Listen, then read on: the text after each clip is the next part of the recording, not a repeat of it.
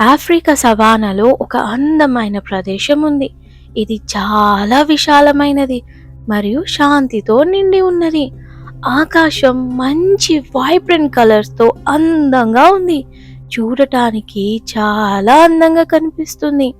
ఒక బైసన్ గుంపు ప్రకృతిలో నిండిన వాతావరణంలో వారు తమ సాయంత్రపు భోజనాన్ని ఆనందంగా తింటున్నారు. బైసన్ గుంపు సమీపంలోనే దాగి ఉన్న ప్రమాదం గురించి గమనించకుండా గడ్డిని తింటున్నారు. ఒక సింహాల గుంపు గడ్డిలో దాగి ఉంది. వారి ఫోకస్ పూర్తిగా బైసన్ గుంపు పైనే ఉంది. వాళ్ళు సరైన సమయం కోసం ఎదురు చూస్తున్నారు. అందులో సింహనాయకుడు సమూహాన్ని పర్యవేక్షిస్తున్నాడు. అతను వాళ్ళ గుంపుతో ఇలా అంటాడు, ఈ బైసన్ ని మనం పట్టుకోవాలి. ఇది మనకు మంచి ఆహారం. మిగతా సింహాలు తన ప్రదేశాలలో నిశ్శబ్దంగా నించొనుంటాయి. మనకు ఈ బైసన్లను వేటాడడానికి సరైన సమయం వస్తుంది. మనం ఖచ్చితంగా దాడి చెయ్యాలి. మనకు శక్తి అవసరం. మనం కలిసి పని చేస్తేనే విజయాన్ని సాధించగలము. మనము దాదాపు సిద్ధంగా ఉన్నాము. ఇప్పుడు కేవలం సరైన క్షణం కోసం ఎదురు చూద్దాం. అవును, కానీ మనం జాగ్రత్తగా ఉండాలి. ఒక్కటి తప్పినా అవి మనపై దాడి చేయవచ్చు. మిగతా సింహాలు ఏకీభవిస్తాయి. సింహనాయకుడు ఒక్క పెద్ద గర్జన చేస్తూ దాడిని ఆదేశిస్తాడు. ఇప్పుడు మనం దాడి చేద్దాం. వేగంగా కదలండి. సింహాలు వెంటనే బైసన్స్ ని చుట్టుముట్టేస్తారు. బైసన్ నాయకుడు సింహాల దాడిని గమనిస్తాడు. సింహాలు దాడి చేస్తున్నాయి. జాగ్రత్త, తప్పించుకోండి.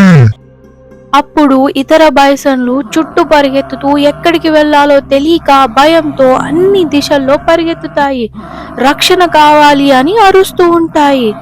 సింహం ఒక బైసన్ను దాడి చేస్తుంది.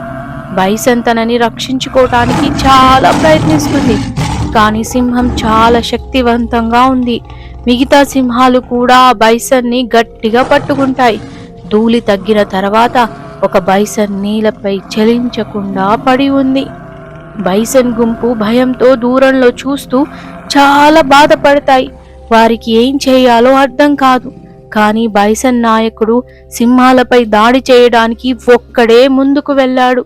కానీ అది తన సహచరుణ్ణి కాపాడలేకపోతుంది. ఇది బైసన్ల గుంపుకి పెద్ద దెబ్బ. ఎందుకంటే వారు ఒకరికొకరు మద్దతు ఇవ్వకుండా భయంతో దూరంగా వెళ్తారు. ఈ సంఘటన వారి జీవితాలను ఎంతగా ప్రభావితం చేస్తుందో మరియు వారు ఎదుర్కొంటున్న ఎమోషన్స్ ని చూపిస్తుంది. ఇది వారి మనసులోని బాధను మరియు ఆందోళనను తెలియజేస్తుంది. ఈ కష్ట సమయంలో వారు ఒకరికొకరు మద్దతు ఇవ్వటం ఎంత ముఖ్యమో అర్థం చేసుకుంటారు. సహజీవనం మరియు సమాజం యొక్క బలాన్ని తెలుసుకుంటారు. సింహం తన సహచరులతో ఇలా మాట్లాడుతుంది, ప్రకృతిలో సమతుల్యత అవసరం. మనం ఇతర జంతువులను కూడా గౌరవించాలి. ప్రతి జీవికి తన పాత్ర ఉంది. మన జీవనానికి ఆహారం అత్యంత అవసరం. వేట చేయటం సహజ ఎంపిక యొక్క భాగం. మన వేటలో విజయం సాధించడం గొప్ప, కానీ మనం ఈ సమాజంలో ఎలా ఉండాలి అనేది మరింత ముఖ్యమైనది. ఈ కథ కష్టకాలంలో సమాజంగా కలిసి ఉండడం ఎంత ముఖ్యమో తెలియజేస్తుంది. ఒకరినొకరు సపోర్ట్ ఇవ్వటం నష్టాన్ని ఎదుర్కొనడంలో సహాయపడుతుంది మరియు బంధాలను బలంగా చేస్తుంది.